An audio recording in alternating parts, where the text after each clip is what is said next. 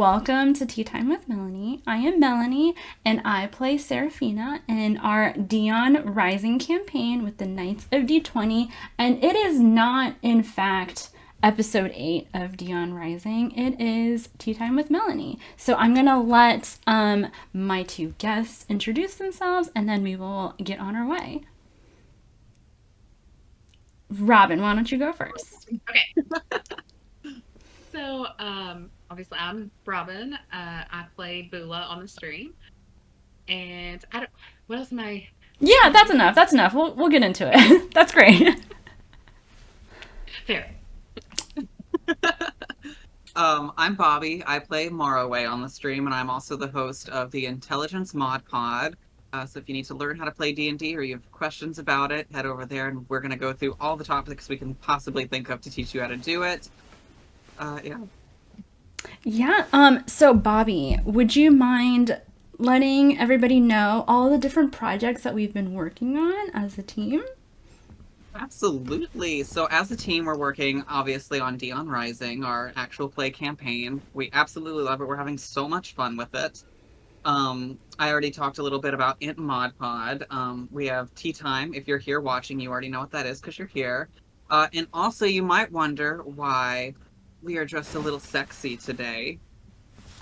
And that is because we just got done recording episode 1 for our book club, the Very Specific Fantasies book club. So on Friday, that should be dropping. Come check it out. We're going to review A Fall of Ruin and Wrath, the first half of it. We're going to tell you what we think of it, how much we love it, if we do love it, what all we hate about it, and just our general thoughts. So if you've ever read this book or you want to read it along with us, feel free to grab that. Also coming up on Friday, we're going to have episode 1 for Casting Friendship. This is actually with Kara, our DM, and Melanie, who hosts Tea Time. Thank you We so also play much. Baldur's Gate occasionally. We I just forgot throw that in about that. there.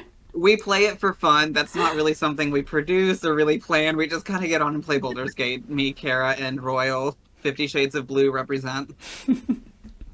Kara says caramel. Yes, I love that. That's so cute. I'm so excited. Alrighty, so let's get into it. So tell me, what are you guys drinking tonight? Go ahead, Bobby. I am drinking a lovely black tea called Cinnamon Sunset. And Ooh. I've got a little bit of cinnamon whipped butter in it. Or not butter, whipped honey. I'm sorry. Honey. My brain's not really working yet. Um, so I really hate tea, all types of tea, all forms of tea. But you know what looks like tea? Bourbon. You're so funny. That was So I such a have reveal. so I have a single barrel called the Clover. It's my first time drinking this one. It's decent. Yeah. Would you recommend it? Yeah, it's okay. I don't. It's not like in my top 3 or anything, but it's drinkable. It's drinkable. I am also drinking wine, pink wine. This was from our very specific fantasy book club. I did not change my drink. I've just been drinking this. And I try to pace myself so I wouldn't be really wasted on here. I get really flushed when I drink. Do you guys get flushed at all? No. So when I drink, I become like so sleepy and I want to cuddle with everyone I can find. Not to like do anything like naughty, but just literally to cuddle them and fall asleep. Yeah. Yeah, you're a cozy drunk. Yeah, I'm 1 beer and I'm ready for a nap. 2 beers, it's bedtime. I am a deep date.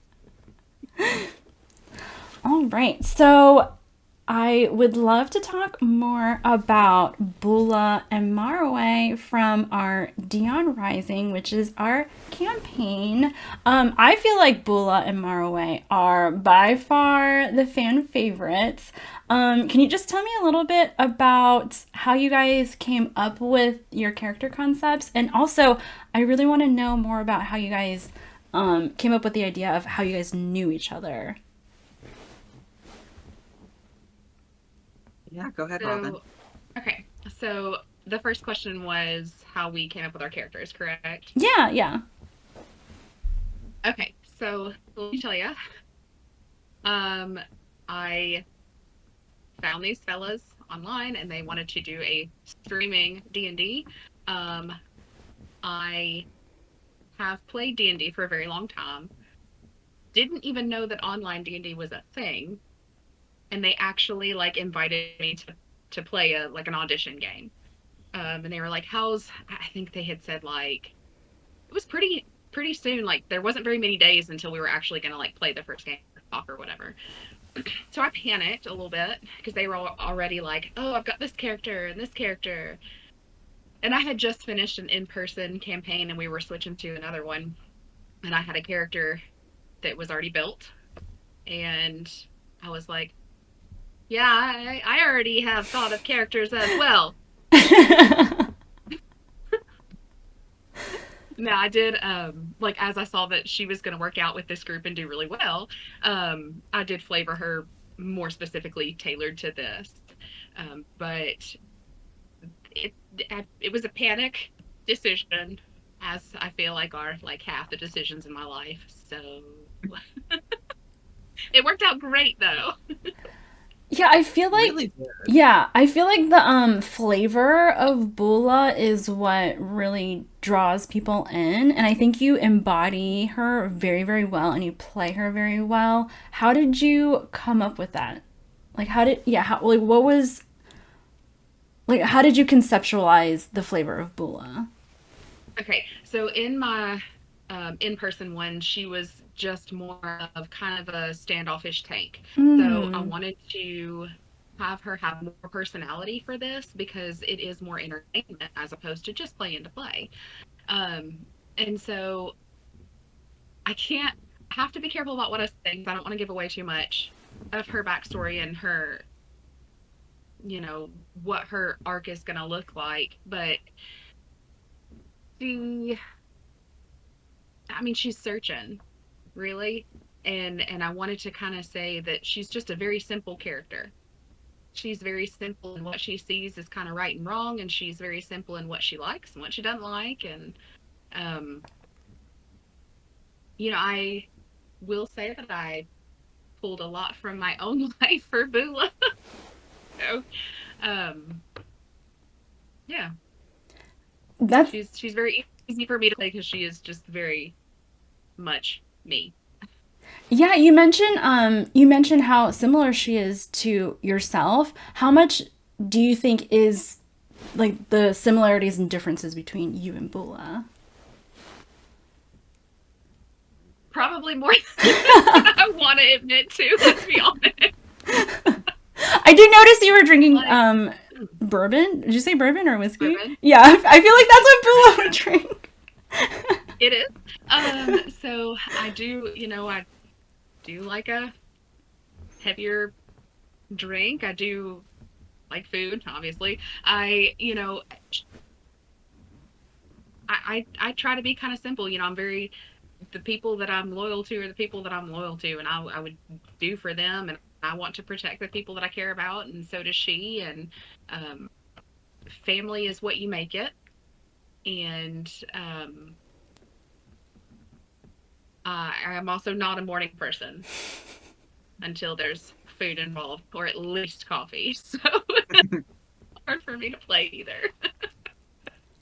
I think that's really cute that there's so much overlap between you and Bula because it just makes me think that, what everybody's falling in love with is they're actually falling in love with you. And I think that's really sweet. I didn't even think about that. Oh my gosh. Bobby, can you tell us a little bit about Marroway and how you came up with the concept of him? Yeah, so Marroway went through a lot of changes as we were developing our characters and we were doing play testing. And originally he was just going to be a peace cleric, and then he became a dream druid, and there were just all these different ideas that we kind of were going through. But I knew from the start, I was like, oh, this is going to be a show. I need to play something I'm strong at. And so for me, I was like, I can play dumb really well. As a blonde, sometimes it just comes naturally. And I just think, what's the dumbest thing I could say that makes sense right now? And that's what we go with. Um, and I just, when it comes to Marroway, I feel like I really tailored his characters around the story. I had this idea of the story that I wanted to tell. And, I just kind of thought, how would a character in this situation act to that? You know? So I put, and a lot like Robin, I put a lot of myself into Marroway. I took a lot of, my own personality and just kind of exaggerated a lot of it. Um, I'm a mama's boy. I talk to my mother every single day. And I just kind of thought to myself, how would I feel if I couldn't do that anymore? And that was Marroway. How would I feel if I wanted to ask her a question and I couldn't? And, that's kind of a lot of where a lot of his feelings come from, and a lot like myself, I don't like to be the reason people are sad, and I feel like oftentimes when you have friends, when they see you sad, now they're sad. So he, much like myself, likes to cover that up. He doesn't want people to know that he's sad because he doesn't want people to feel like he's a burden. And so, do you feel like, for Marroway, he's just holding in like all the pain that he's feeling because he doesn't want to infect that onto other people? Oh, yeah. Yeah, I definitely think for him, it's a show. He has to put this performance on because he doesn't want people to be bothered by him. He doesn't want people to, have to go out of their way to do things to make him feel better. And he wants to be the reason people are happy. So he can't do that, if he's also sad.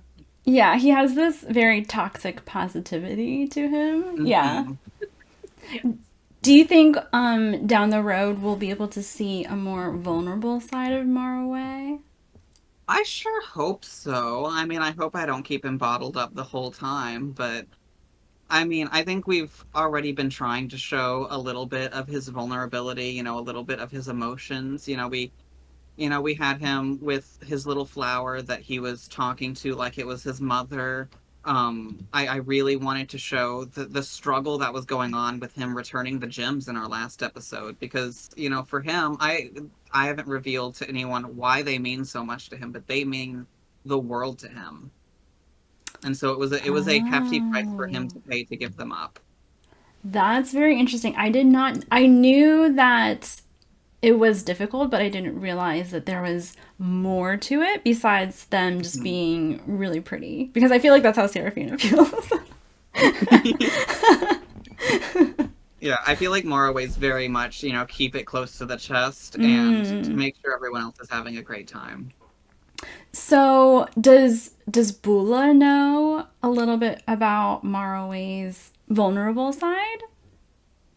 Um, I think, I think she can see it in some cases, but hasn't necessarily directly addressed it other than making sure that she's there and that she knows the things, she sees the things that are important to him, and she wants to make sure that, you know, Sir Lavender is never left behind. And if his stuff gets too heavy to carry, she's going to carry it for him. And, a lot of times they, we've said that they'll share a room, even if he's underneath the bed, but he needs somebody close because she knows that he has nightmares, and it's okay because she sleeps heavy enough, it's not going to wake her up. So, but she's still there, she's still a presence if he needs her. Like, I think he sees it, but it's not necessarily like they've sat down and had a conversation about it. Hmm. She observes it, and she yeah, I tries definitely to. think that Bula knows that there's something going on. I think out of everyone, I don't think everyone yet suspects it, like character wise, but Bula definitely knows that he is not doing great. And I think that's a lot of why she really picks up the slack that he leaves. Because, he puts on this very strong, very positive front, but I think she knows that deep down he is crumbling inside. And I think, I, at least from my point of view as Marway, I think she is doing everything she can to help him hold the pieces together.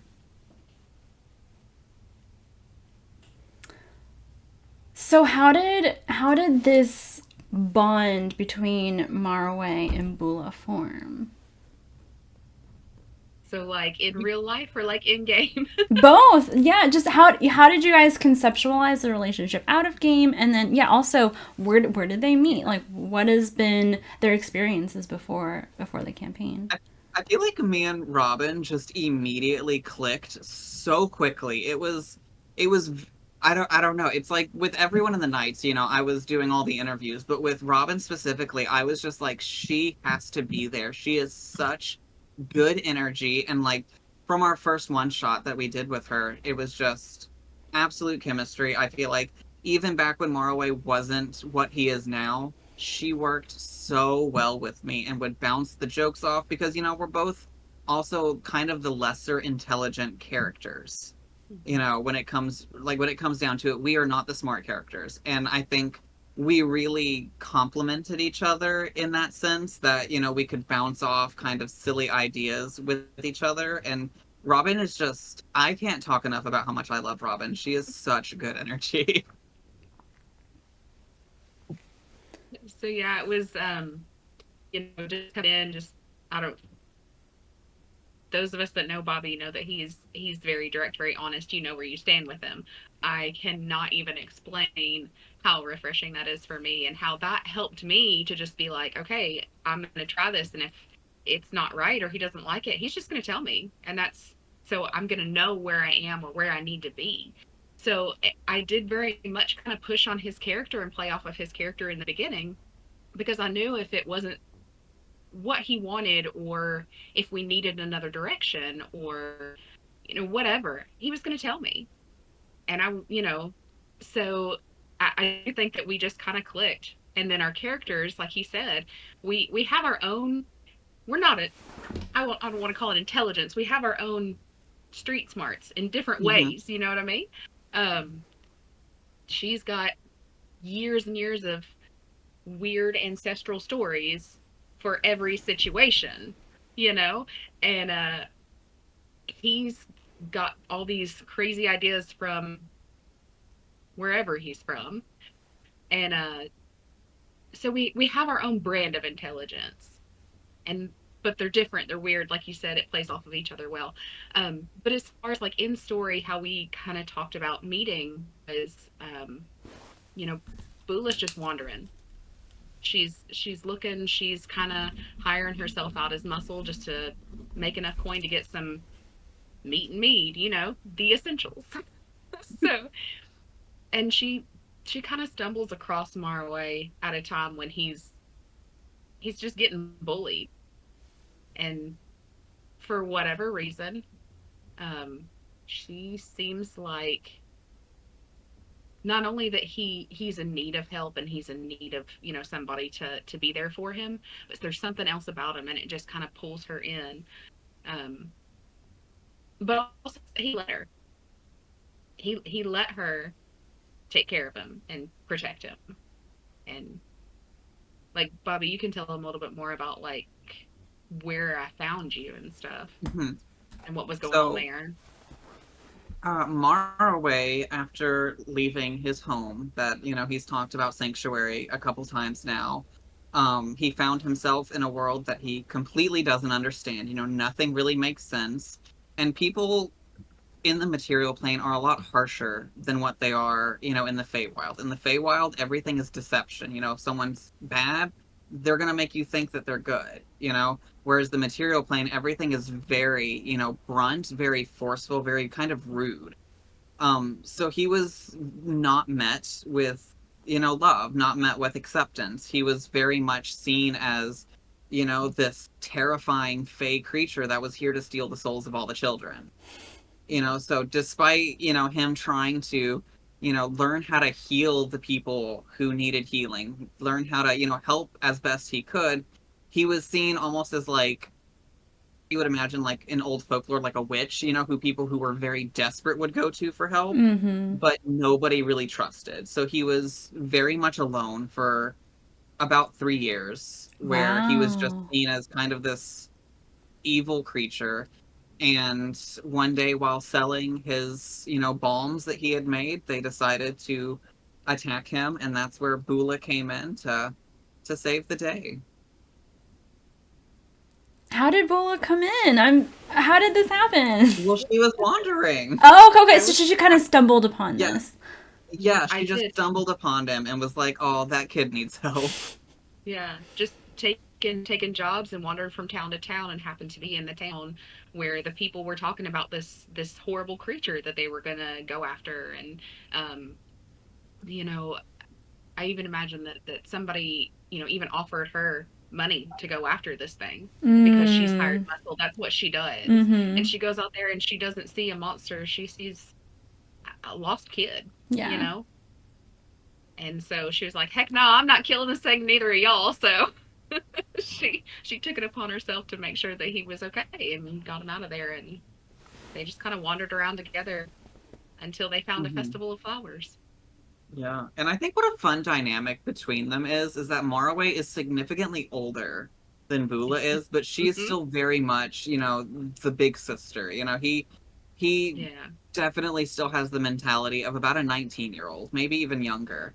But and so he definitely sees Bula as a big sister. He doesn't see her as this woman who saved him. He sees his big sister. So, how did you guys come up with the relationship between Bula and Marroway? I think during playtesting, it just became apparent that, like, we worked good together, and then we Mm-hmm. often found ourselves in situations where Bula was saving Marroway.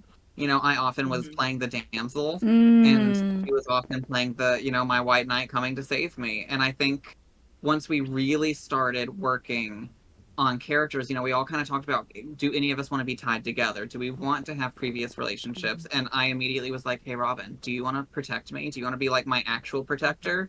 And we just ran with it. Yeah. Well, and it's more than that too. It's not that Marway doesn't do anything either. It's not that he isn't part of the relationship, because she's there and she protects him. But you'll notice all the time he puts bless on her. He puts guidance on her. I mean, he doesn't necessarily, she's his muscle, but he's her boost, I guess. I don't know how else you would say that. I mean, he's protecting her as well in the way that he can. Um, so I mean, it's definitely double sided.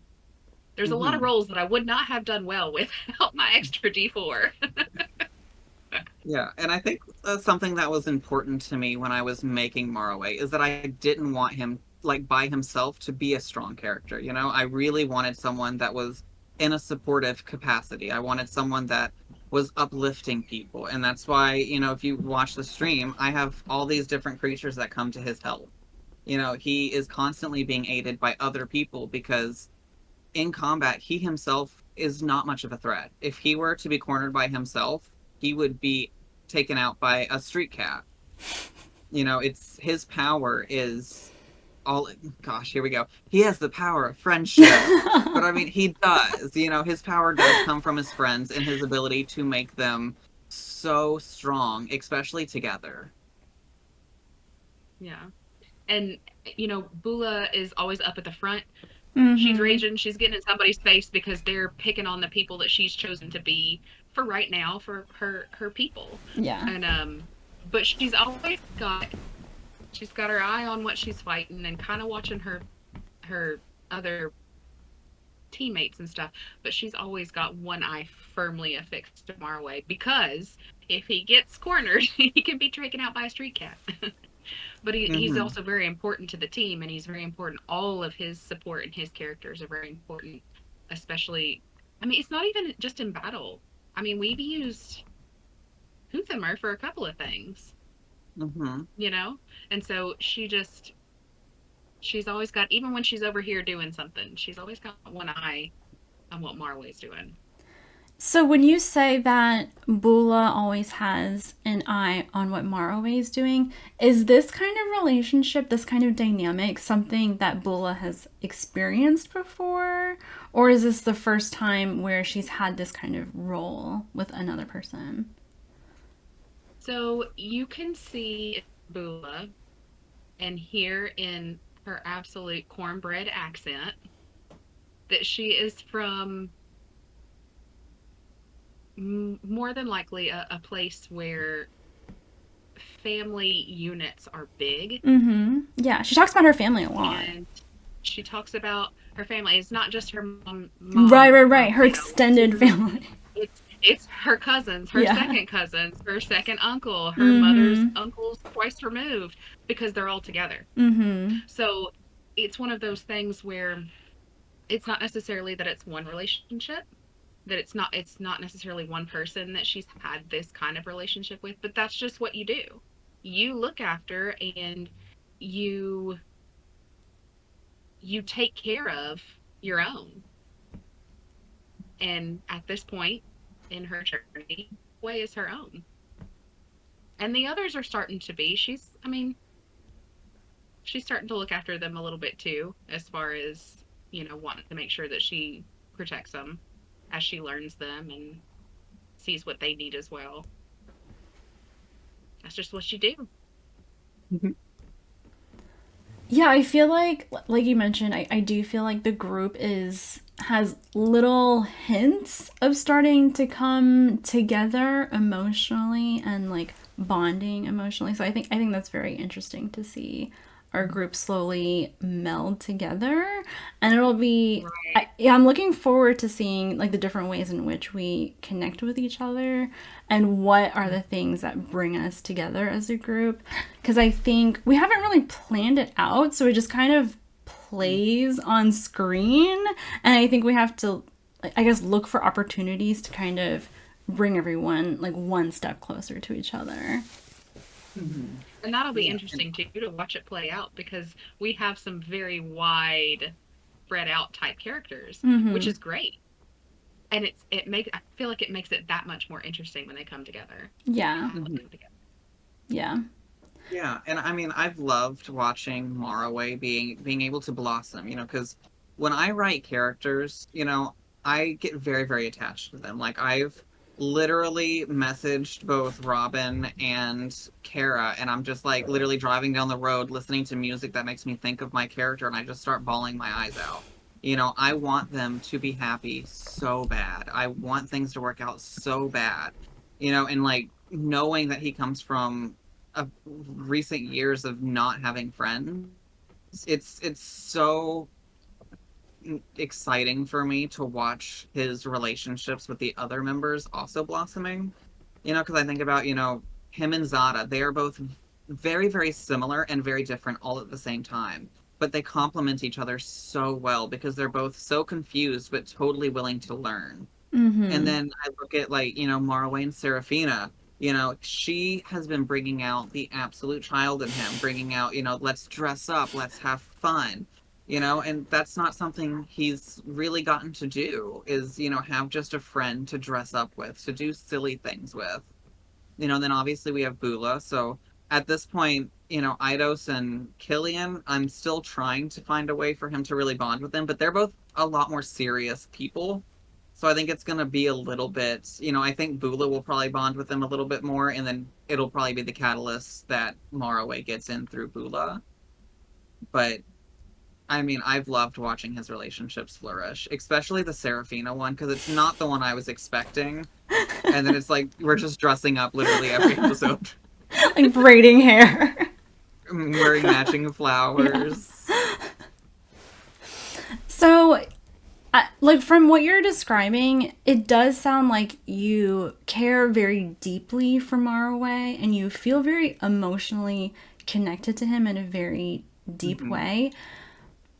How much of that is a reflection of you? Kind of like when I asked Robin about like how much of Marroway is you and how much do you think is different and separate?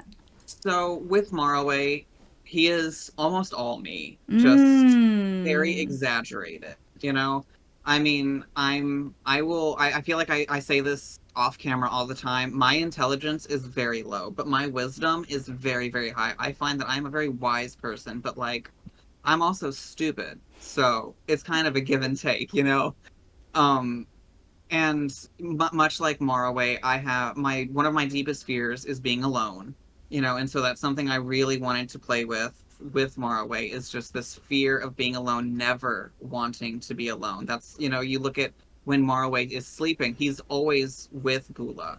He sleeps under her bed, so he feels safe, he feels protected, and he's not alone. Um, and his relationship with his mother, he just wants his mom. He's just a kid who wants his mom. And I feel like a lot of that I'm really kind of using as therapy because I don't live in the same state as my mother anymore. And so, for the past 7 years, it's been very difficult for me not being able to just, go out to eat with my mom or, hop in the car and drive for an hour just singing really badly in the car. So I feel like Marroway is a lot of me, and I don't know, maybe I feel like if he can be happy, so can I. That is so beautiful. I love that. I, I like that both Bula and Marroway are just very close to each of you, respectively, in terms of like their characterization and how much they represent you as a person. Oh, I see Dane crying in chat. That's so cute. And Robin, I really liked what you said. It was earlier. I really liked what you said about how you knew that Bobby was someone who's like very straightforward and he cuts right to the chase and he's not very yeah, he just says it as it is. And Yes. it kind of it I liked the idea that, because you know that he's going to be straightforward and honest with you and just say it is how it is, you felt emotionally safe to push the boundaries of like your characterizations, and like it gave you a chance to explore different things and kind of like test play like how her character would react to things. I think that's really Right. interesting. Well, I came on pretty early with them. Yeah. Um, so we played, it felt like 472 one shots. Like I used to get really excited about one shots and now I just don't know that I want to play another one for a very long time. Hmm. Like the audition process was really long, but worth it, obviously. Um, but yeah, it was really easy for me to kind of push that and try things and do stuff because I didn't have to worry about like, oh, is that going to be cheesy or stupid? Like when we get on stream, because I knew that it wouldn't. They'd be like, hey, It's not no, working. don't. And like I said, that enabled me to just try stuff, Do you think? which is Yeah, go ahead. so wonderful. Yeah, do you think before you came to this group and Bobby made you feel like safe in that way? Do you feel like your previous D&D campaigns? Do you feel more reticent in your role play? Like you feel more held back? No, not necessarily, but here's the difference.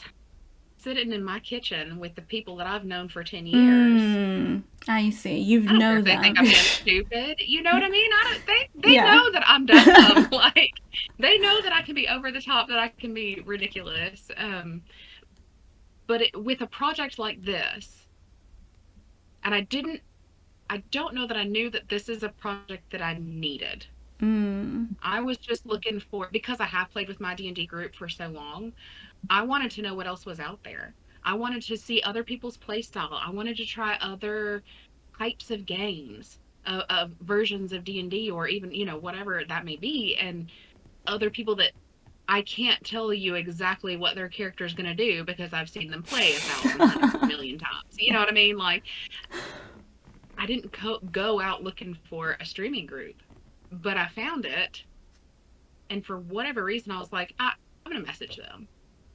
I'll tell you what it was, honestly, is that in their advertisement, they said they were specifically looking for, people who wanted to play or whatever, but that they were also specifically looking for females because they didn't Hmm. want an all male cast. And I was like, I can do that. So, um, yeah, it was different in this because I have performed in other ways a lot of times. Like I've played in bands, I've performed lots of shows and stuff like that, done plays, all that stuff my entire life. And so in that respect, yes, this did help me open up a lot because, again, honest feedback. Honesty is what I need in my life. So Mm-hmm. that was, yeah, very helpful for me. You said Yeah, something it really was very. interesting. Yeah. Oh, go ahead. Go ahead. Go ahead. Go ahead. I was gonna say you said something very interesting about you didn't know that this is what you needed. Tell me more about that. Okay. So I have a full-time job. I'm in school full-time again. Mm-hmm. Um, and the last couple years have been very difficult for me for a lot of reasons. A lot of reasons. Um, D&D has always been, and this is what y'all's whole, new podcast is about for cast and friendship. It's always been very much a release for me, kind of an escape. You get to pretend to be somebody else for a minute, and it's Yeah. wonderful.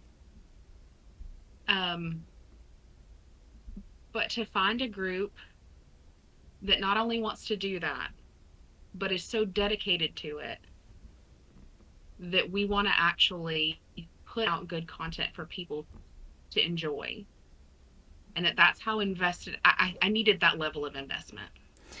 Yeah. I needed people that were that solid, and that were that,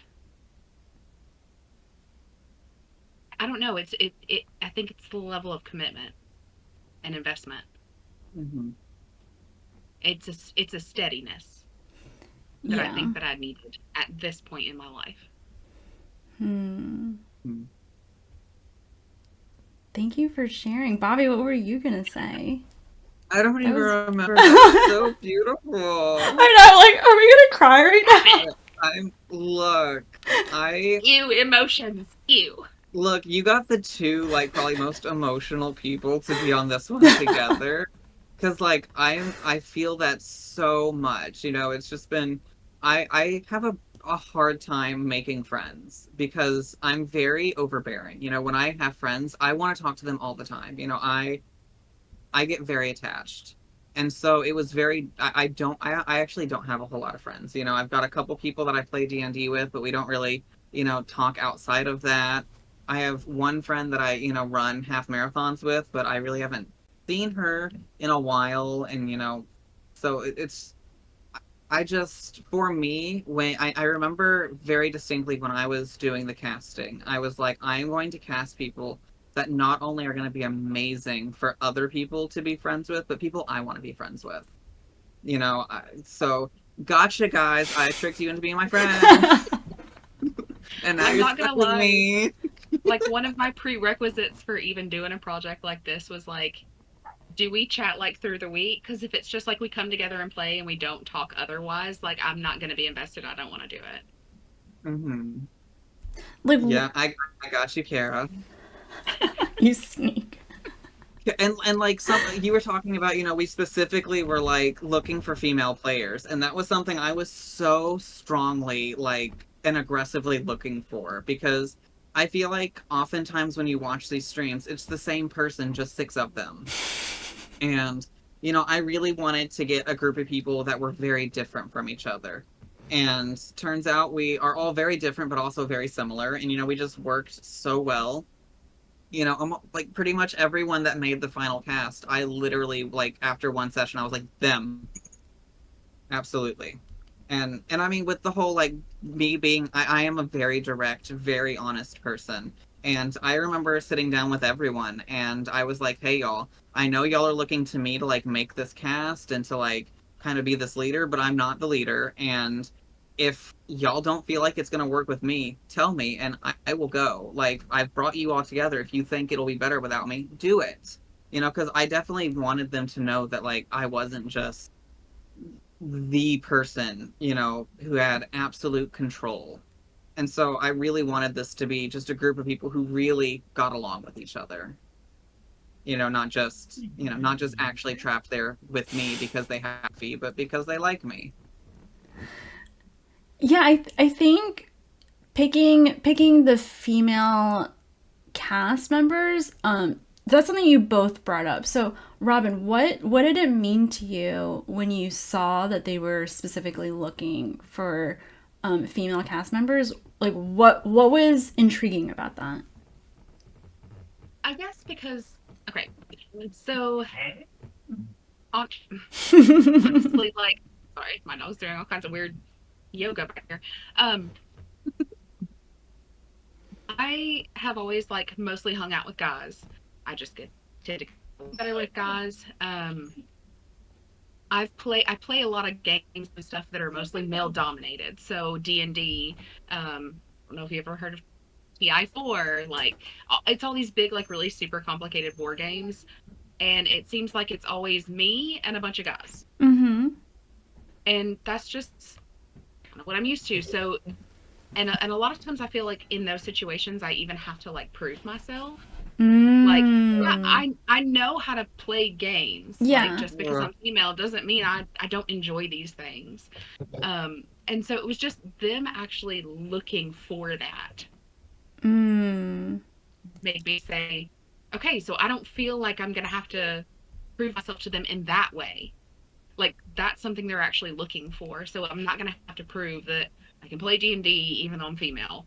You know, it was okay. I need to prove that I'm a player. I'm a good role player, but not that I can play just because I'm female. I see. Mhm. So it was more that because they were looking for female players, it showed to you that they wouldn't be like prejudging you in that way, Yeah, and that they would be they were open open. to that. Mm-hmm. Yeah. Yeah. So that was another barrier that I didn't have to try to get through just Mm. to have fun. You know what I mean? So after that, how did you know that this was something that you wanted to do? Was it Bobby that made you want to continue? Um, so actually the first person that I even talked to was Dane. I answered his advertisement. And so we kind of chatted a little bit via like texting on, I think it was Reddit is where I found him.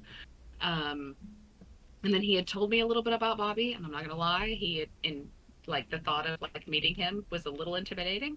Um, but then we kind of got in chat and kind of started talking, and then I think the first time we got together, I don't remember the first time we actually got together on like video streaming. Were we even playing a game, or were we just At doing like that a session point, zero? I don't no, I remember. feel like my first time seeing you was on a one shot because I directly remember the moment everyone left, me and Dane would go into a chat and we would Hmm. talk about everyone, like, hey, what do we like about them? What do we not like? What do we think is going to work? And as soon as we got into it, I'm like, Robin's in. And he's like, what do you mean? And I'm like, she's in. And we had this like rule that we wanted to do at least 2 to 3 auditions with everyone before deciding that. And I'm like, I don't care. I adore her. She's in right now. Which is funny because I distinctly remember how many one shots in that I was like, so Hmm. are these people like who were playing with it? Because I was convinced at that point that you guys hated me and that you did not want me there. Um, but Yeah. that's just my brain that tells me that nobody ever wants me there. So, um, but it was a little nerve wracking. But I guess how did I know that I wanted it? Just worked. I enjoyed playing with them. We went through quite a few people, um, but the more people that we added on, the more fun it was. Until we got this team that I think works incredibly well together. Like I've played with groups where there was one person that didn't play well with the group, or the group was very split, or um, and this group I felt like played so well together that it made it easy to play. And so I was like, yeah, okay, I like it. I'm in. Hmm. Yeah. Yeah. And like, even with you, Melanie, I remember distinctly the moment when I was like, oh my God, I want her on this project so bad. And I talked about it with Robin in Mod Pod. I don't know if it's going to be in the first half or the second half, but there was a moment in one of our one shots, and I would pay so much money to get this video, but we don't have it, where Melanie playing a warlock, we were trying to get over like a 10-foot jump. Oh my god! And she burnt everything on a 10-foot jump that we could have helped her get across, but she wouldn't accept the help. She burnt like both spell slots. She burnt all 3 of her lucky rolls. Like everything in one 10-foot jump. And I was just like, oh my god, she's so funny. I need to see more of this gameplay. It was great, but it was the determination. Like, no, I'm gonna do it. Because I was like Uthamar So ready funny. to teleport her, and she's like, no, don't do it, I can do it. And she just burnt so much on this 10-foot jump. I was everything I had. Literally everything a warlock's got to offer, she burned it. Including lucky feats. Oh my gosh. And I feel like, didn't we even still have to like pull her? Yeah, I think you still had to We still teleport had to me. save her. I still had to teleport her, yes. That was the And, like- funniest. And then we were like, okay, 2 steps later, there was another chasm. And like what was funny about it wasn't even, or like what I loved about Melanie in that moment wasn't that she was like so determined, it's that she was so graceful in the amount of natural ones that she was getting, and she was just like, she didn't rage, she was laughing just as hard as we were, and she's like, burn the lucky, and then rolls in that one. That's Yes. all right, I'm gonna burn a lucky. And it just literally everything she had. Oh my gosh, yes. Oh my god. And the rest of us are just standing on the ledge over there watching her like, Everyone's just like awkwardly That standing was- there. That was so good though. I would almost claim that was my favorite moment from literally all of our gameplays so far, including the stream, because it was just so funny. And I think about it and I still laugh just as hard as I did when it actually was happening. Oh my gosh. Okay, yes, and this is something we also talked about on Imp Pod. It's for me, it's right up there with eating the cheese. Eating the cheese, I can't. It was so like, you did so bad in that battle, and like most people would like get frustrated or like, and you were just like, Seraphina sits and eats the cheese. She's just gonna eat her food. I died. That was like my favorite part. I Yeah. was like, that was such a character building moment. That she didn't like rage and fret. She just, I'm gonna eat the cheese. Yeah, I feel like Seraphina such subtle character moments that are just so golden. So good. And so good. It's like, Marroway, all of his stuff is so like in your face, but Seraphina's just so like, I don't know, it's so subtle and so well done, and Yes. I absolutely love Seraphina moments. Oh, thank you so much. Even in this last episode, your egg starts hatching in the middle of battle. You're basically going into some kind of weird labor, and you don't say anything. She just like slips behind some bookshelf. She's like, nobody look at me. Nobody. There's weird things happening under my skirt. Like, don't. Excuse me. She just like this major moment in her character, and she just like slips away. So good though. Oh, that means so much to me. Because I feel like you guys, your roleplay is very strong. I feel like it's very easy to visualize Bula and Marroway. And I do feel like for me, that role-playing is still like a growth point for me. So I think that's still something I'm trying to step into.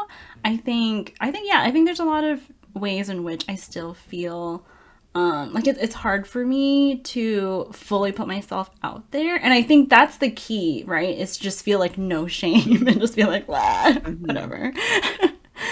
Well, I don't First know time. that you realize how Seraphina is like such a vibe. She just Such a her vibe. whole thing. She's such a vibe, and like she's so different because like I have a really hard time doing like girly stuff. I'm just bad at that. And so that contrast between us as female players playing together too is like you've got this like butch lady, but then you have this softer side, and it makes a very nice compliment. It really does. And like that was another reason why we were so aggressively looking for females is I didn't want us to just have like the token female. It's like a bunch of guys and one female that like Mm-hmm. has to be the female. There's always that character. So I was like, I want at minimum two females in this group. And then we lucked out and we grabbed Kara and now we've got three. Right? A female DM. What? Ugh, what a godsend. It's a dream. Thank you, Cara. Kara is a dream. I adore her. I adore her roleplay. I think she is such a one in a million find, and I think she's so good at listening to the stories that we want to tell and really making sure that we get to live the character we want to do. I've been in so many, campaigns where you start it and you have this amazing idea for a character. And then, a couple sessions in, you realize, oh, this character's not going to work because the DM's not giving me any character moments. Like, Kara is just so, like, aggressively into the idea of building these characters, of really giving them moments and really, like, making these characters people that we can root for and people that we know, not just, oh, that's that character. We know Marroway, he's stupid. But it's like she gives us moments to really dig into, yeah, Marroway's not that intelligent, but he is spitting wisdom every single episode. He's this obnoxiously happy person, but she gives me opportunities to really show, that sometimes the mask cracks. Sometimes it slips and she gives me the ability to really just role play so well because something I've said about Kara from day one is she is down to clown. Like there is nothing you can throw at her that she is not 100% down to do. I can't. My favorite episode to date is still episode 3. Like, hands down.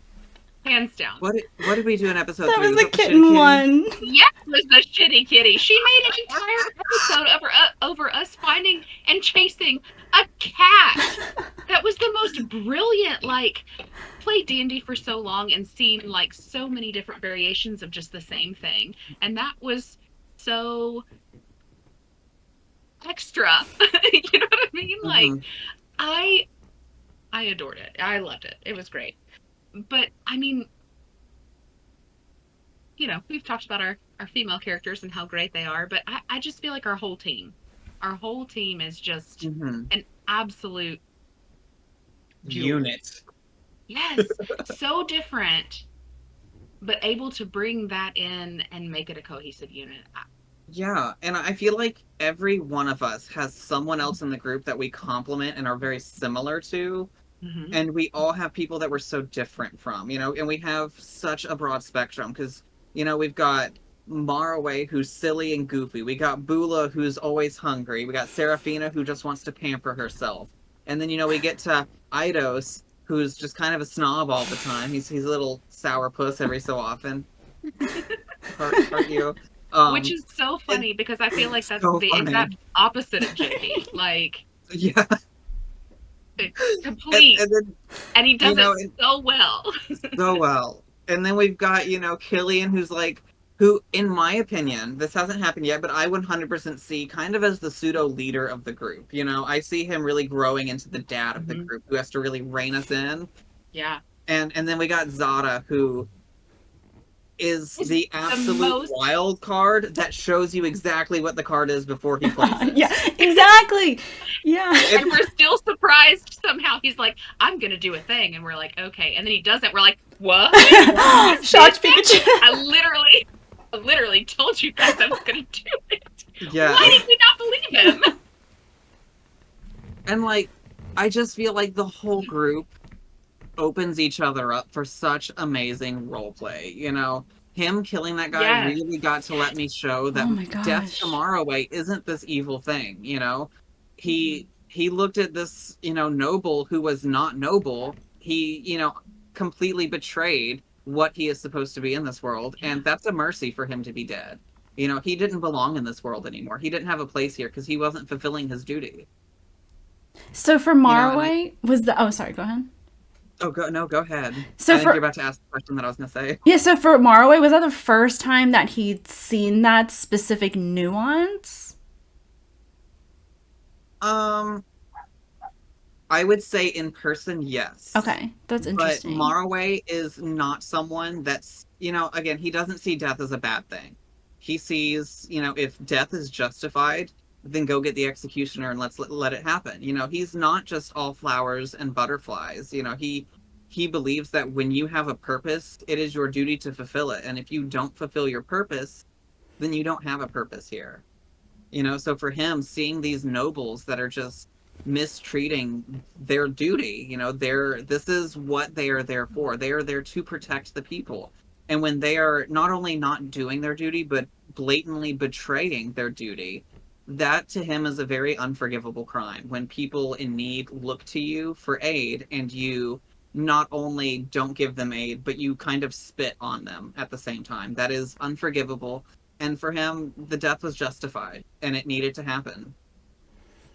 So how does Bula feel? Because Marroway feels very, very strongly. Like, does Bula feel strongly because Marroway feels strongly, or does she also have her own separate reason to feel a way about it?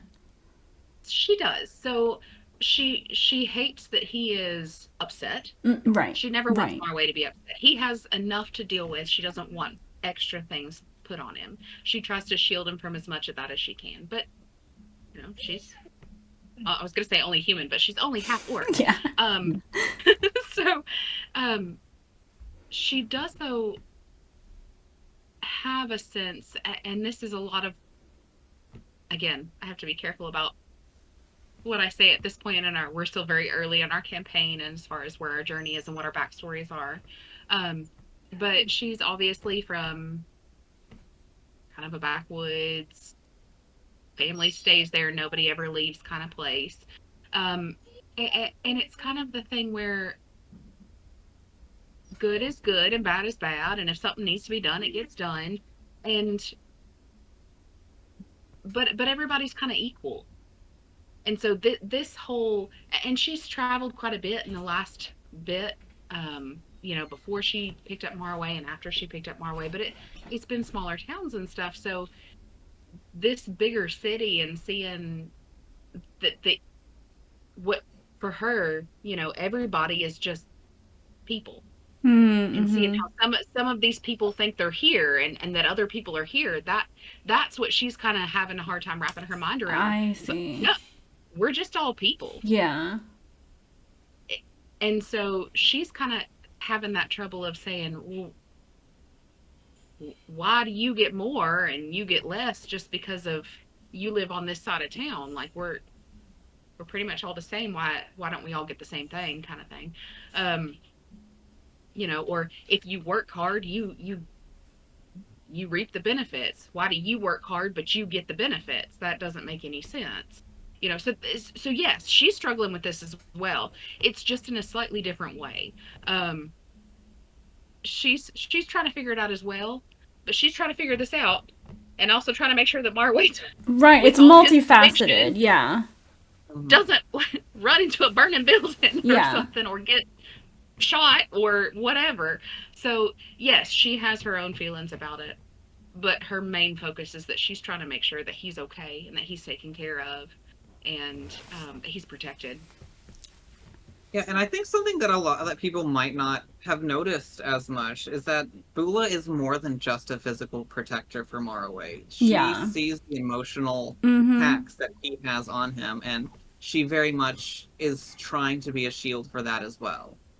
She's more than just physical. She herself is his protector in pretty much every way. I think deep down she sees this lost little kid who needs help, and she's a good person who just wants to help this lost child. Yeah, I definitely see that. I do see it's more than just physical. It's like an emotional protection too, and I think she always does look out for him. And yeah, like I mean, even just like little things like you said, like carrying things for him. Is it Mr. Lavender?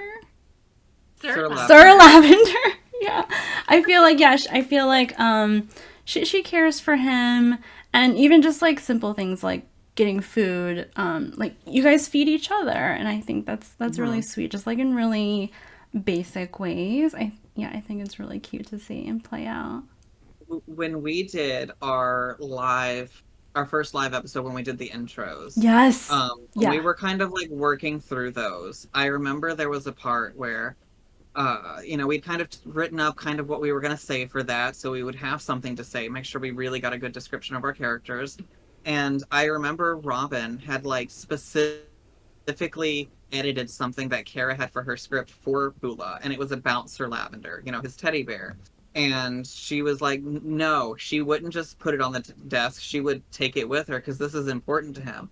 And I literally like voice called Robin and I was like crying because I was like, it means so much to me that the little things of my character mean enough to her that she would remember something like that, because it's a teddy bear. Not a lot of people are going to remember something like that, but I feel like Robin has really, taken on Bula and, how she feels for Marroway. I almost feel like Bula feels for Marroway the way I feel for Marroway.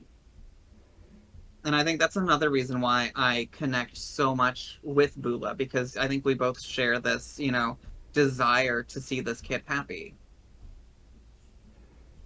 Yeah, it's interesting how what we see, like the chemistry and the care and love that they have for each other, is like a reflection of like your friendship.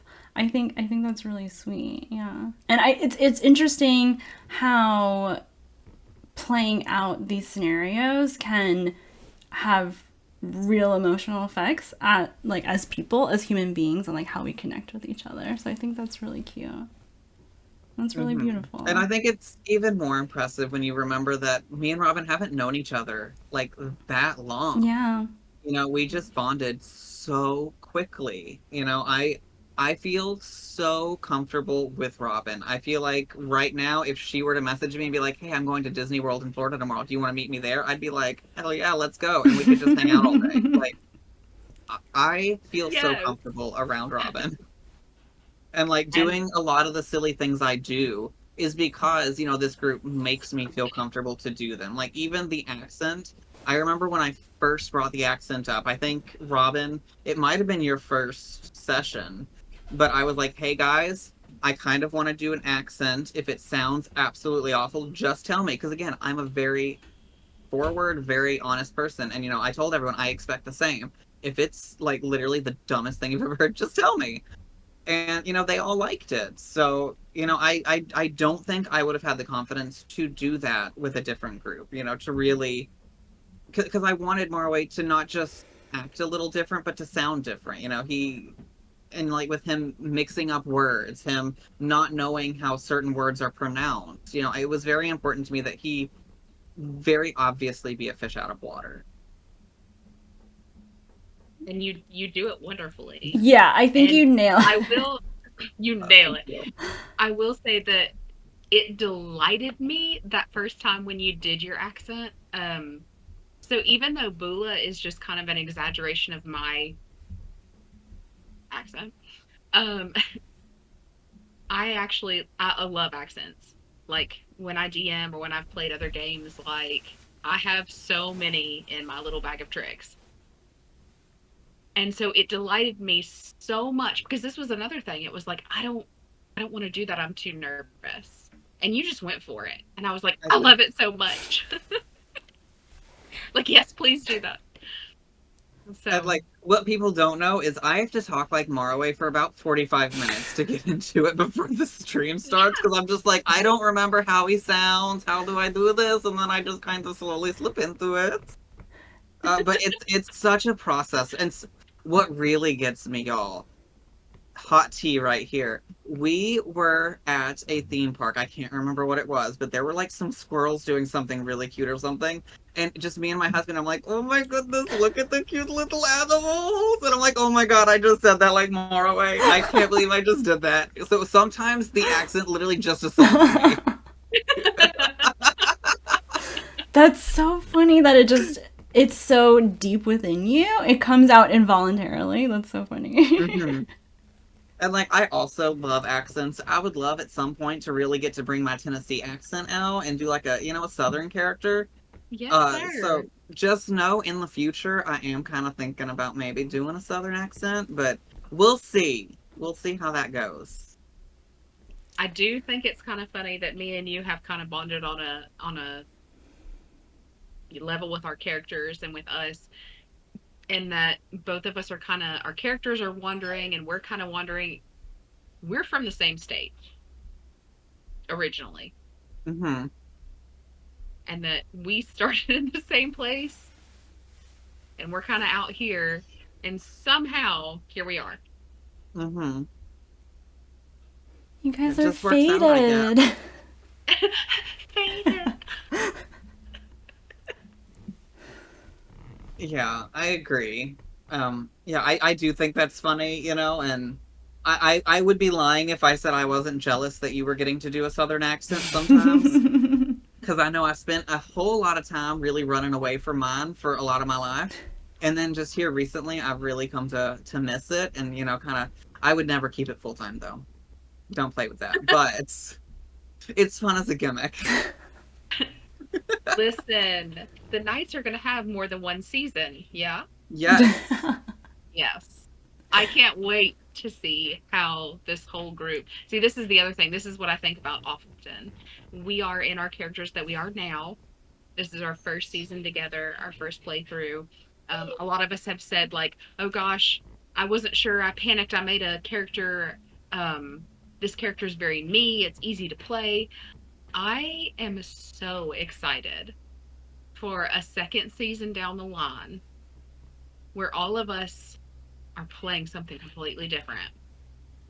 Like, I can't wait to see that. Not that I want to rush this campaign, because no. I love these characters. I love this campaign.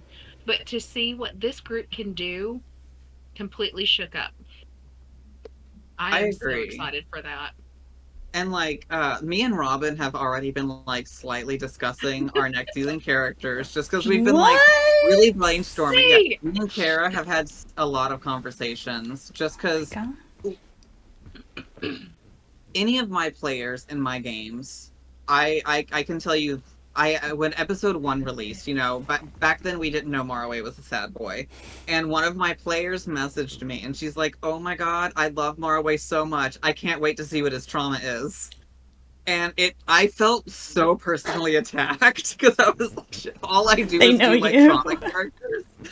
And like, so a character that I that's kind of like the way I pick my characters, I get like 3 or 4 and I kind of play around with them. I look at what the group's doing, I brought 2 or 3 characters up, and then Marroway was just the first one I play tested, and it worked really well.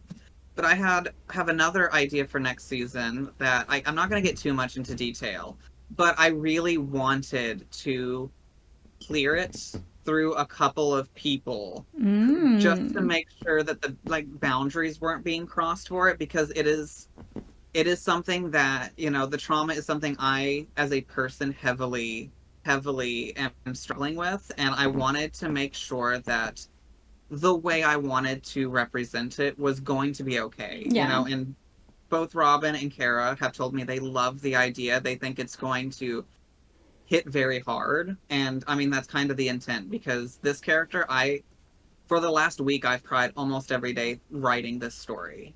Wow. And so I'm really excited, in like a year when I finally get to debut it, or, whenever it is, or if that character gets chosen. I don't know if it will, I might have more brilliant ideas by the time we get there. But, it like I really do take things that are part of me and just tell a story about them. I tell a story about things I wish I had. Things, my characters are often a little bit of myself and a little bit of something I wish I was.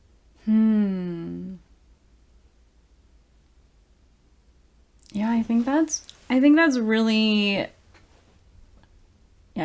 illuminating to think about, is being able to, I mean, I think that's kind of a little bit of what we all want, right? Is to imagine either a different version of ourselves or some sort of like a wish fulfillment, right?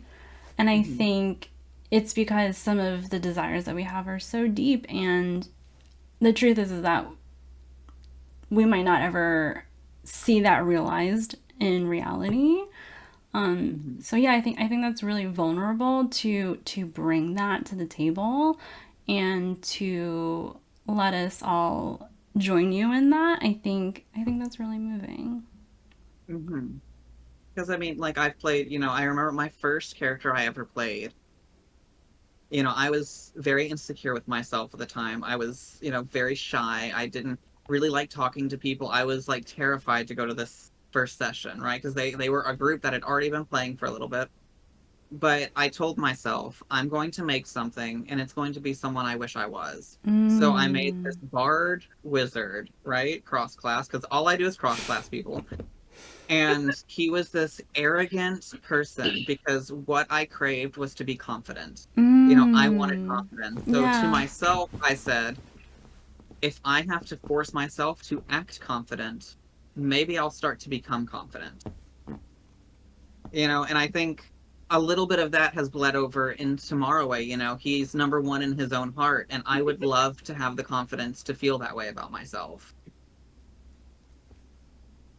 Yeah, I feel like you deserve that. I feel like Right? yeah, I feel like we all deserve that. Hmm. To put ourselves first And and like, yeah.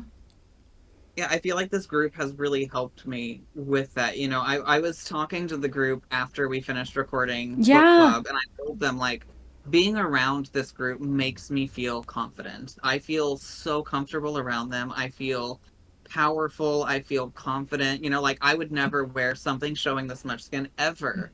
Like, even just a little bit of chest, I was freaked out by.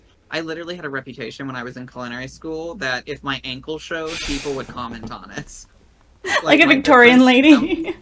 Yeah, my friend Sam, she would be looking at me. She's like, "Hey, Bobby, let me see that ankle." I've been up just a little bit and show her the ankle. Like, I was not a confident person, and that's D&D has really helped me with that. It's really helped me bridge the gap between who I was at the time and who I wanted to be. And I think that a lot of that, I'm a professional DM. I run D&D for a living, and I, aim most of my campaigns towards newer players. And that's because I've seen how much this game has helped me, how much I've grown because of it, and I just want everyone to get to experience that. It's such a difficult environment to get into for the first time, and I really want to try to make that easier for people. Oh, I understand. That's why your passion project is the End Mod Pod, because you're trying to lower the barrier of entry so that other people can experience this realization and like catharsis that you've experienced, and you can bring that to other people because you Mhm. recognize that there are a lot of rules and there's a lot of numbers and it's confusing, It's and so that's intimidating. yes, I Yeah. understand. That's why you're so passionate about it. I think I understand Yeah. now. Yeah, and that's like even when we were doing casting for this, I had in the ad like if you don't know how to play, that is okay, because I think in one of them in my one of my more direct posts, I was like personality or I said rules I can teach, personality I can't. Because it's true, you're either gonna have a good personality, have good camera presence, or you're not. I can teach you all the rules in the game, but I can't teach you how to be good at, improv. I can't teach you to be likable. I think if the desire is there, I think you can teach. I think it's more about a willingness to learn, right? Yeah, but I think, if you have to be told, like, hey, your personality is really shitty and you come off really arrogant and condescending, and you're able to take that and something of it, Yeah. I don't think it's like your actual personality is condescending and shitty. I think what that boils down to is, society has taught you that this is how to defend yourself. Yeah. So even in that, I'm not teaching you personality. I'm just helping you take your barriers down. Yeah. But, there are people that, the camera's just not for them. And, it's okay. Like, even if it's, a situation where you just have to work at it for a little bit, not everyone was ready when we were ready.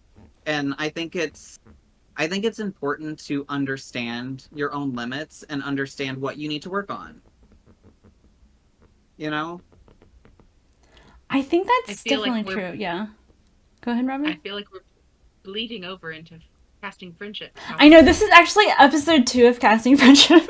Episode Right? 1 was the one with me and Kara. I was thinking, like, Sarah, halfway I through, I think was your like, podcast, this is just casting friendship right here. Listen, to be fair though, casting friendship has such a large array of topics. We're gonna bleed over at some points. Yes. But yeah, I mean, at the end of the day, I knew what my strengths were. I knew the strengths of the people I was looking for were. And, having a good personality, having like a likableness to you was one of them, because there's this thing with nerds where, in like nerd culture, where they want to tell you everything they know at every single moment. You know what I mean? It's like everything you do, they want to correct you. They want to, and it can be very abrasive. It can be very rude. And so I really, that's the kind of things I talk about when I say I can't teach a good personality, is like when you believe you know everything and you're aggressive about it, you don't have a good thing. If you are friendly and willing to learn and willing to be corrected, I think that's a great thing to have in someone. I think in a group project, you have to be a team player. That is the personality that you have to have. Yeah. What's funny when you say that, Bobby, is that in my in-person gaming group, whenever somebody starts into something like that, like the over-explaining or the directions say, everyone else at the table goes, surely. And see, that's another thing I Every talked about time. on Mod Pod. I was like, new players, do not be intimidated to go to a game for the first time, because if you don't know something, someone at that table does know it, and they're going to be so excited to tell you about it. They are so excited to tell you what they know. Don't be intimidated. Actually, that's not how that works. That's not how that works. Exactly. Yes. Yeah. Yeah. I think what's really interesting about like the characters and like the personalities of the people in our group, because like you said, the characters in the group are all very different, but I also feel like us as players are very, very different too. I feel like our group chats are like 20 group chats are like a continuous like cultural exchange, which is very fun and interesting.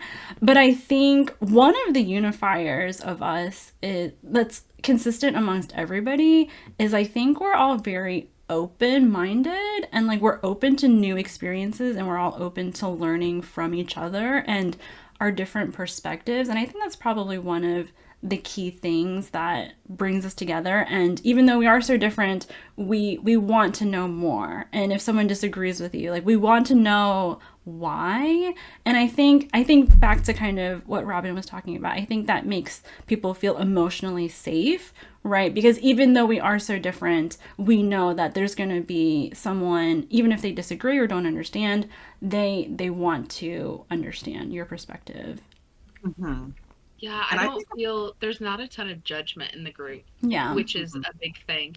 It's like I don't know that. What is that? Mm-hmm. Or I don't agree, and here's why. Yeah. But it's not a you're wrong. It's a I think differently, let's talk about it. Yeah. And I think that's what makes our whole group gel so well. Yeah. Mm-hmm. I think, and I think, I think it comes back to, just honesty. We are all very honest with each other. And I think a prime example of like having disagreeing ideas, but not letting it ruin anything is me and Royal. If you bring up, there's so many topics that me and Royal have sat down and had like hour-long debates about, and neither of us have budged in it. But it's like, I don't look at Royal any differently because, he might like something I hate, or I like something he hates. You know, it's just it is what it is, and it is okay to have differing viewpoints. You know, I mean, like I feel like y'all have unfortunately been subject to a couple of our debates. But you know, I feel like another reason is we don't come into it in like with like a hostile mentality. It's very much a let me tell you why you're incorrect. Yeah. Yeah. This is, you can think what you want, but let me tell you why I'm right. Yeah, look, I look at Royal and I'm just like, you know what? Someone has to be wrong, and it's very brave to take that stance. I think that everybody in our group is very open-minded, and that Yeah. makes a huge difference. It really does. Yeah. I I feel. Go I don't know what ahead. you're gonna say. I was gonna say, like, I love that we have all come up with all these like pitches, you know, like where, you know, when we first started, I was like, hey guys, on top of doing the stream, I kind of had this idea to do like a podcast to kind of teach how to play Dungeons and Dragons. And all of y'all were like, yes, do it. That sounds amazing. Like, y'all were so supportive. And then, you know, we were sitting there playing. Fun fact of how Tea Time came about. And we're literally sitting at the end of one of our games. And here comes Melanie. Look, she does this move. She picks up her teapot. She pours Yes! without even looking down. She doesn't even look at the No! cup. Just dead-eyed listening intently. And I'm like, oh my god, Melanie. Like, after she left, she hadn't even been told she was, like, gonna be an official member yet. And Bobby we found died. He was like, "Did you see that tea set? I was like, Did you guys see that tea set?" see the way she just poured that tea? I'm like, she looked like she had some piping hot tea to tell us. And I was like, that needs to be a show. I want just Melanie telling us, you know, like spilling the tea on the whole like the whole show. Mhm. And Mhm. and then we pitched it to her, and she was like, yeah, that sounds great. And she was on board so quickly. And it's like, you know, every time we come up with these crazy ideas, we just run with it. I mean, we're doing a freaking book club about smutty books purely because I had never read a smutty book, and I revealed that while playing Boulder's Gate, and everyone was like, "Yes, we need to make this happen." And I think at Oh first my gosh. it was just gonna be like what myself, Kara, Robin, and Melanie, and then I'm like, "Hold on, guys, we need to get some of the men in here." And both of the guys were like, "Yes, I will read them," and they were so all on board. three of them. Listen, one of my favorite text chat chains that we've ever done is when you said, but we need some of the straight guys in here. And JP said, "Did you just say smut and straight guys in one sentence?" Here I am. I died.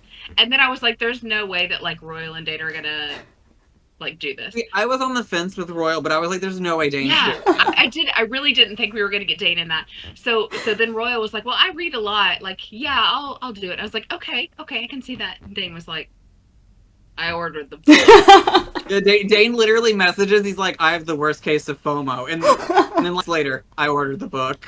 I loved it so much. Like I was like, this is gonna be fun. Like I literally was telling one of my friends at work earlier, I was like, I am so excited for book club tonight, and they were like, why? And I was like, because I just don't see how Dane read this, and I want to know his thoughts. I look, and it's like, I feel like book club is like, obviously we want this all to be successful, right? You know, we want, Right. you know, a lot of people to see the show because we're putting a lot of work into it. But book club is one of those things, honey, that it is for us. Like, if y'all enjoy it, we love that for you. But like, this is such like a passion project for us where we're just reading smutty books. Okay, but like, okay, I know that we're talking about it a lot because, just so y'all know, we just recorded it. Yeah. Mm-hmm. I literally messaged JP and I was like, I'm gonna need you to read every book I've ever read and give me your specific summary of it because you are literally killing me. That was just his summary of the book was hilarious. So good. So we have such a great dynamic for book club because I'm, you know, the inexperienced, you know, one who I've never read them, so I really didn't know what to expect going into this. We have Kara, who is an absolute connoisseur of smutty books. You know, we've got our straight-coated men, and you know, it's such a chaotic moment. And it was Yes. so much fun to Yes. have so many different viewpoints. Like, there were certain characters that we were talking about that a couple of us absolutely hated, and everyone else is like, how dare you? And It was, but that's what makes so it so funny. good. Oh, it makes it so good. Like, and I'm such a book snob, and so to hear other perspectives of it was just so wonderful. Yeah, I definitely had strong feelings about it myself, and I think, I yeah. I love your feelings. I They were also loved cracking me your up as feelings. well. And look, it was very evident when I gave my ranking before everyone else, and then I heard everyone else's ranking, just how experienced in the genre I am. It was that moment that I was like, oh god, I know nothing. But also no, because as we said, if you enjoy it, say you enjoy it. I want to know. Yeah, I think that's the thing is like Yeah. I had really strong feelings, but there's nothing more boring than to like come into the conversation and find that everybody agrees with you. Agreed. Exactly. Yeah, Yes. awful. And we all had such differing viewpoints on it. It Yeah. was so nice. Yeah. I can't wait for that to come out. Again, it's going to be on YouTube on Friday. Let's just plug it right now. Yeah.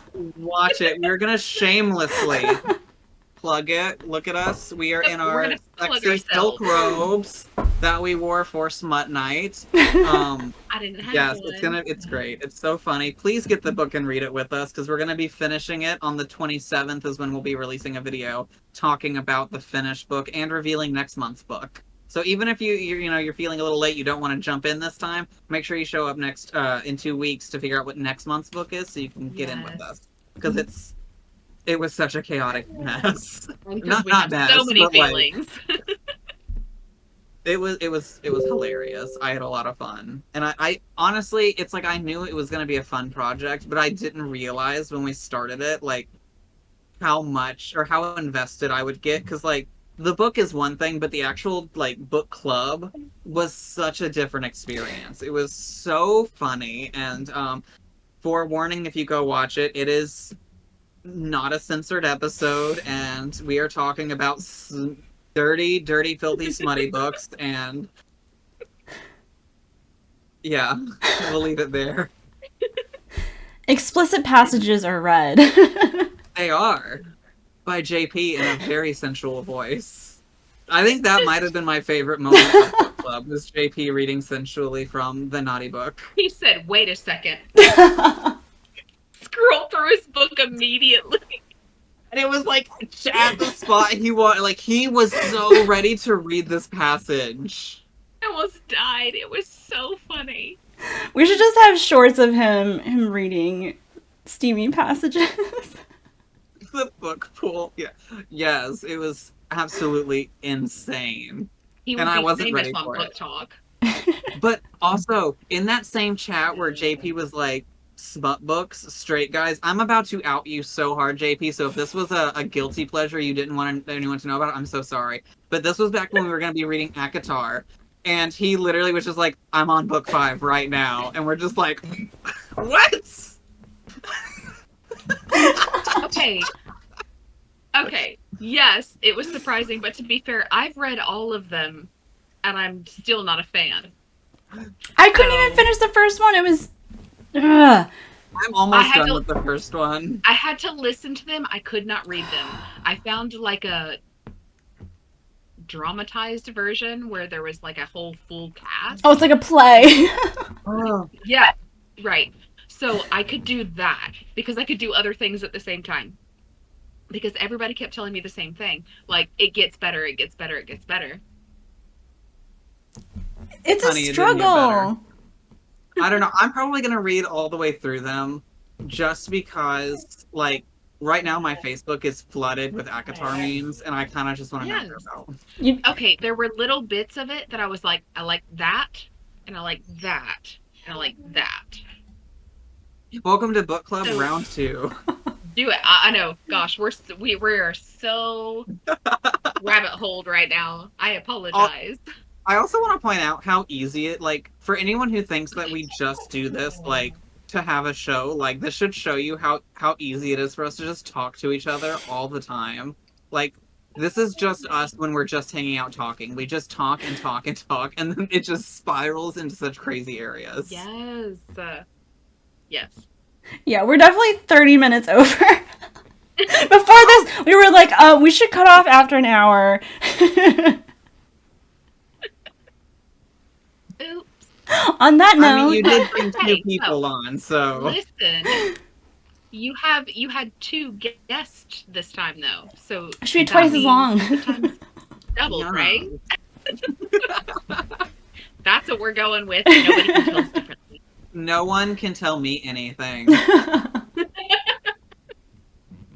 Everyone's saying JP should be a voice actor and do the audiobook. I had told my husband when I told him we were reading these books, I was like, I should just record them, like all these smutty books, in Marroway's voice. You should. And I was like, that's like the worst thing I could possibly think about. But what happens if it was Marroway's voice and then cut to John Paul? At the same passage? I'll read all the normal scenes, and then when it gets naughty, we'll have John Paul's come in. Because his sexy voice, amazing. I could see him recording for these. That's the thirst trap. Knights of D20. When we were doing his audition, though, I was like, okay, but this guy's voice. Yeah. I remember auditioning JP very vividly, and it was just like, this guy is such a radio host. Yes. And like, he has his voice.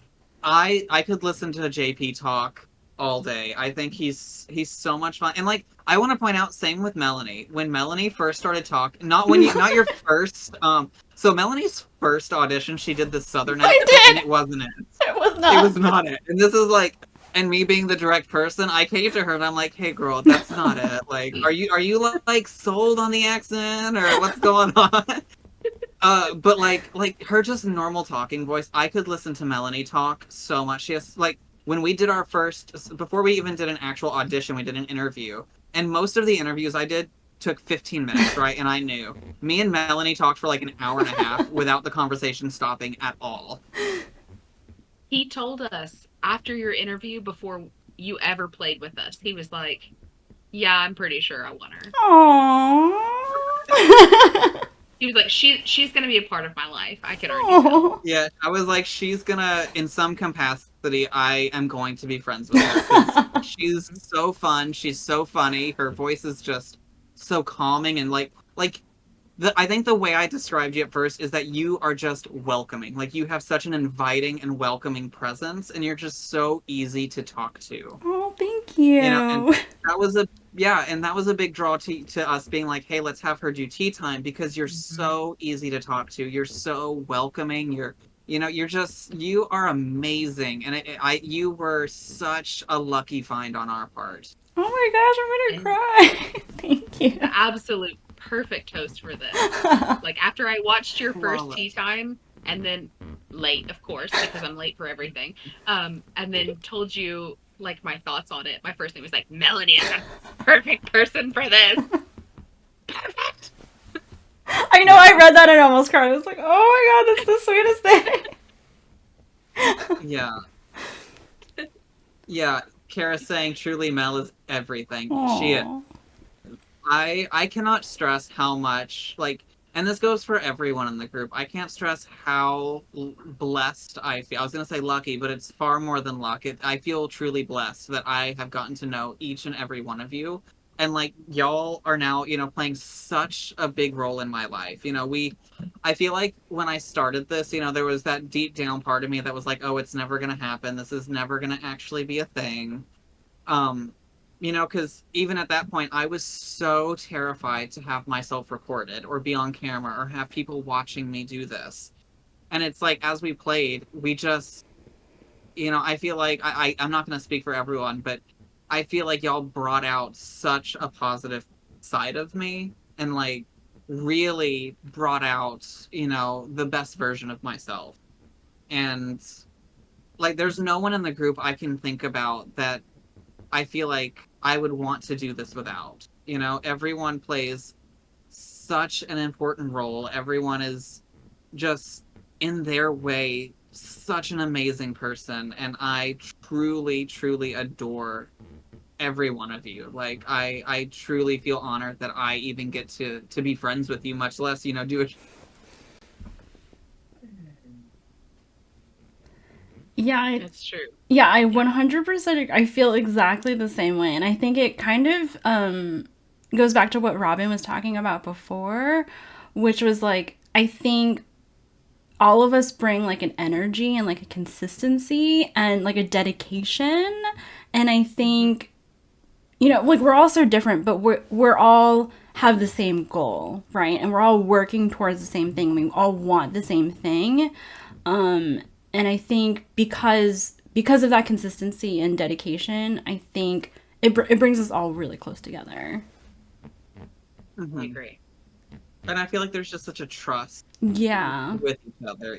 Like, there's never a moment where, we have to be like, oh, Melanie, are you going to be ready for tea time? Like, oh, like, there's never a moment where I feel like in our individual projects that we have to feel like we're checking in on each other. Like, we Yeah. know, like, I trust everyone that we're going to get what we want done, and another side of that, you had like messaged me one day. You're like, hey, can I do 9 o'clock instead of 8 o'clock for tea time? And I'm just like, girl, this is your baby. You do literally whatever you want with it, because I trust that your judgment is gonna, really make this succeed.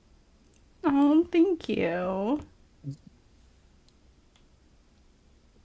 Yes, Kara brings up a point. We always ask for help when we need it, and I think that's hard to find in a group. Like, I feel like if you're in a group of like three, that's easy to find. But we have 7 people here, and we're all fully comfortable asking anyone for help. I literally, when I do like character design, I have Kara and I have Robin, and I message both of them every time I come up with ideas, and I'm like, hey, I want to know your input. Like, Robin doesn't know a lot of the deep, deep, dark things about Marroway, but I have given her surface level stuff because, she's known him for longer, and I'm like, what do you think of this? I need your opinion. Do you think that this will translate well? And it's either a yes, I love it, or a what you could do differently to really feel more organic is this. And we're just such a great team. I adore everyone. I feel like this whole episode is just a love letter to each other. You're not wrong. It's like when we first started, I'm like, oh, this is just gonna be me and Robin talking about how much we love each other, and then it just became like I just love everyone. But it's true, and it's so easy to talk about because I do, and God bless Dane. I just want to say off the top, because tech-wise, we would be blind children. I don't think anyone gets messaged with the "oh God, please help me" message quite as often as Dane does. I feel like it's almost a daily occurrence for him, and he's always so quick to help us. He's so patient because okay, I need to tell you about last time. I was trying to set up tea time, and I'm the worst person to help technologically, because here's the dangerous thing is I know a little bit, right? And that's the most dangerous, is when you know a little bit, because you think you know what's going on, but you have no idea. So I'm just like clicking around wildly. And I'm not clicking the right place at all. And he's just so patient. He's like, oh, you jumped the gun there. Listen, Melanie, it's not even that. When I started with this group, like, I didn't even know that D&D Online existed. And I was like messaging Dane because he was the first person that I talked to on this. And I was like, I don't know what Twitch is. How do I use it? Like, I've heard of it, but I don't have one. How do I do that?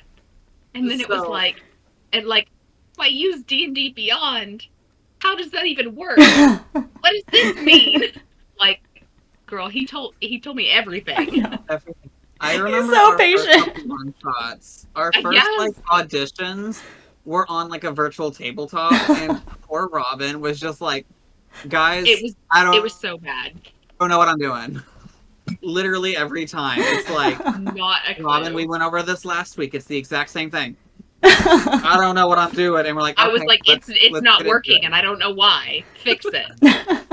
Like the whole thing. Listen, Mm-hmm. yeah, not. I know the technology things that I know, and if it's not in this wheelhouse, forget it. Absolutely. And like, I love that we have someone to cover everyone's week. You know, like Yeah. I Yeah. conceptually, I feel like I'm decently like y'all have kind of almost made me admit this, even though I wouldn't have ever said it before. Like conceptually, I am a creative person. You know, I can come up with the idea to do something, you know? Like, you know, coming up with, hey, let's do the stream. Hey, let's do tea time. Hey, let's do book club. You know, I can come up with these ideas. But you, Melanie specifically, and Kara, y'all take these ideas that I have and you build these amazing overlays. You build, you know, you just take the Yes. ideas I have and just make them real. And it's so cool to watch something that like I know I could never have pulled off. You know, even like with Int Mod Pod, Kara made all of my overlays for that, and I am so thankful because they look so amazing. And it's like, you know, I tell her, "Hey, I want it to be like a blackboard, like you would see at a school," and she's like, "Say no more." And then she goes, she makes it. You know, I tell her I want, you Crossbody. know, my kind of themes are like blue and yellow. You know, because like kind of high school colors. Mm-hmm. She's like, "I got you," and she made it happen, Yeah, and she it was executes very well. It was so well. wonderful. Like I'm going to say this for the millionth time. Kara was such a one in a million find. She does everything. You know, she does the Yeah. character art. She does I know. character We art don't of say all of that our enough, but characters. all the character art is from Kara. Have you Yeah. seen our characters? They're so cute. Like telling her about Marroway and then her going and drawing him. Y'all are gonna think I cry all the time, which I kind of do. But when I saw Marroway for the first time, oh my God.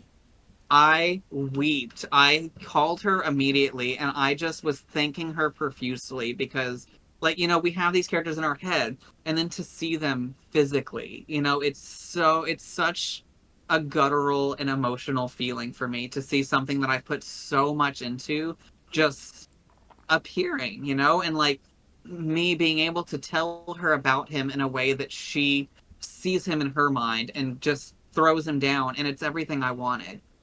You know, I don't know if this is a spoiler or not, but she's been working on some new artwork. Yes. Like I know we all know about it, but I don't know if the Right. fans work on it. Oh my God. So I good. have I haven't we Yes. haven't seen each other's, so none of us have Mm-mm. seen each other's artwork yet, that Kara's making for us. But Marway's new artwork, I have never felt so like seen before. You know, like shit, I'm getting emotional thinking about it, but like you know, she really listens to the stories we're telling. She really just takes so much in and then creates such amazing ways for us to really bring these characters to life. And it's like, even if, you know, one day we look back and, you know, Knights of D20 did nothing, you know, if we don't, you know, get all this, you know, like nobody watches us, whatever, like that alone is, you know, just to be seen in that way, to have someone that really listens and understands the emotions that you are conveying and can create something that really just encapsulates all of it. That wasn't a word, but you know what I'm going for. Like like it just it means Listen, so much to me that she creates things that I could never do. You know, not I only couldn't that, do this by myself. but she does it so gracefully. I will tell you that when she made my character art, I felt so bad because I constantly she gave me a concept and I was like, change this, and this. She did it. And I was like, no, this, and this. She did it. I was like, this, and this. And I started to feel bad because I was like, man, she's gonna like hate me and think I'm the most critical person ever. But it was like I saw a picture in my mind and she was so close. And never, and I even told her, I was like, I'm so sorry, I'm so difficult to work with. And she was like, no, it's fine. She was like so gracious about it. And she ended up making exactly what I saw in my head and was okay with me just being like, this, no, I'm just kidding, change it back. Yeah. Like, Yeah, it was so bad. She, I felt like a terrible person because I made her change things so often, but she was just like, "Oh, I got it. Here, look at it again." And it became exactly what I envisioned, and it was mhm. perfect. Perfect. And Marroway, she was so gracious. so gracious. She's and like Marroway, she redid Marroway's face at least 30 times because every time she sent it, I'm like, I want it softer. Oh, I want it like rounder. Like I wanted this very childish face, you know? And it's like she's just like, I got you. Would come back, Yes. you know? And it's just like every time it was just like that much closer to being exactly what I had envisioned. And like this new artwork she did, oh my god, the softness that she has given Marroway in this picture is breathtaking to me. It is. I can't wait to see it. I Oh know. my Now I'm god. so excited. It really makes me emotional looking at it because it's again, I love this character so much. I want him to be happy and to just see him, you know what I mean, as more than just this figment in my mind, you know, just actually see him. It means a lot, you know, and I'm I will forever be grateful if just for that. Yeah, I think just even bringing to life something that exists only in your mind, I think that's very, Right? very powerful. She Hmm. hears you and she puts it on paper the way she understands it. And if you're like, nah, that's not quite it, she's like, okay, what do you want? I can't. It's Yeah, because it's wonderful. it's not a pride thing for her. You know, this isn't No. look what I did. This is how can I get this for you? How can I make what you want happen? And it's just Yes. such Yes. I real life, I cannot talk enough good about Kara. I adore her. I look up to her as a friend and you know, I really am grateful that one, we were able to find her, and two, that after meeting us, she wanted to stay with us. You know, that There is that. there is, because I mean, you know, we ask a lot from her. You know, most of us, you know, we have our character ideas, we show up and, you know, we play. She's creating this whole world. She has all these stories that she's juggling, and then she does all of this other shit on top of I it. know. And she never complains about the workload. Like, we're constantly like, Kara, are you doing too much? She's like, nope. And I'm doing another podcast. Right? It's like, She's like, she is I'm going to just, do this and this and this and this. Plus and like this and this. when we first brought her on, we told her, you are only doing DMing. Everything else we're going to handle. You are only doing this. And she was just like, that sounds great, but no. And then she just inserted herself everywhere. And not like Yeah. in a Yeah. rude way, but like she just put herself everywhere and made so much magic happen. Yeah, So it's this is tea time and DM appreciation. yeah, exactly. Absolutely. Yes, I appreciate her so much. It's And I hard. DMing is hard. yeah, I I mean, can't I even do it imagine, professionally, and I was yeah. like, I don't want Yeah. to do this for the stream. I'm like, I know that my strength will be better as a character, so Hmm. I hope I can find someone to DM. And Ray of Light came down. I put up a post on Oh. Facebook, and she messaged me, Yes, girl. and I was like, okay, well, we had like other interviews set up, and I was like, well, we have Mondays booked out for a little bit because you know that's when we were doing them. I Hmm. was like, is there another day? She's like, I can do whenever you want. So I got with the group. We got a couple of us together and came on a Thursday. And I literally canceled the other DM's audition because he already had one. He had one audition and it was just kind of okay. And then I canceled the next one and we brought Kara Yep. in that place instead because I loved it immediately. And that's like a common Hmm. occurrence, I think, for a lot of this stream is that there was such an immediate connection. Yes. I think you're very correct. Everybody that ended up in our final roster was very you belong. Hmm. You The know, end. there was one or two that we had to do a little bit of coaching with, but Yeah, yeah, but it was still like they this is took good if direction. Yes. They took yeah. direction well. They listened to what we wanted and they made it happen. Like it wasn't like Yes. they did a little bit better. It was like no, they made it happen. It was like a oh wow, yes, okay. Yeah, You know, and like absolutely. it says a lot that like we were very particular in casting, and like, this isn't working, so we don't need to see more. But everyone who made it, we knew from immediately meeting them, like, even if they need a little bit of like, hey, this is a bit more what we're looking for, we knew that we wanted them. Yeah. And it was more of a, I really hope that they can rise to the occasion versus, we'll see what they do. Yeah, no, it was I really want them. I hope they can do this. Yes. And every single time it was like, we wanted this and we got this. Yeah, and I think it's that openness and receptiveness to like the feedback and the desire to want to do better, to elevate what we're doing together as a group. And I think we as a group just have a lot of synergy, right? We can do things like so much better as a group than we can on our own. And it's really such a fun experience to be a part of that, right? And to just share, like, to create something as a group, I think is really beautiful. To like make something with someone else, I think that's always just like a really beautiful experience. It's beautiful because it's difficult. Yeah. For people to come together and make something that works is hard.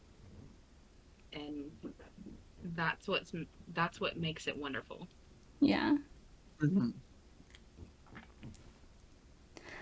Alrighty, guys, that is our love letter to everyone in the group. We are an hour over. Look, double the guests, double the time. Sorry, not sorry. We're not sorry. You're welcome. Kara's crying in chat. That's right. You're welcome. Listen, we love our group so much that we broke the rules just to talk about how much we love them. I mean, let's say you had me and Bobby on together. We're both a very big personalities. We both have big feelings. So, you can't contain us. Tea time about Kara. Yeah, exactly. It really was. Kara deserves so much props, and it's like when I hear people like in the chat that are always just like, oh, I love Marroway, or oh, Bula's so great. It's like, yeah, but have you seen Kara? Like, yeah. She's literally like 13 different characters at the same time. Have you seen? We wouldn't exist without her. Right? And I mean, I feel like if I get into it, I'm just going to go into another like 20-minute long tangent. She's amazing. We'll leave it there. She's amazing. The end. Thank you, Kara. We love you. Thanks, Kara. Thanks, Dungeon Mom.